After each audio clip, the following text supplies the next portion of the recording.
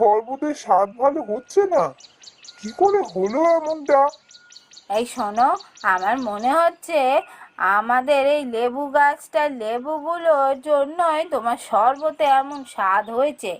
এই লেবু গাছের লেবুগুলো মনে হয় জাদু লেবু, তাই এই লেবু দিয়ে শরবত করলেই সে শরবতের স্বাদ খুব ভালো হয়।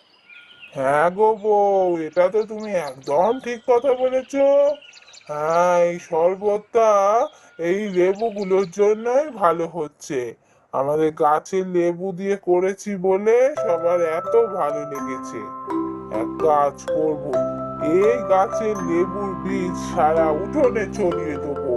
এখানে একটা লেবু গাছের বাগান করে ফেলবো। তাহলে সেই লেবু দিয়েই আমি শরবত বিক্রি করতে পারবো। আমাকে আর বাইরে থেকে কিনতে হবে না। আর সবার আমার তৈরি শরবত ভালো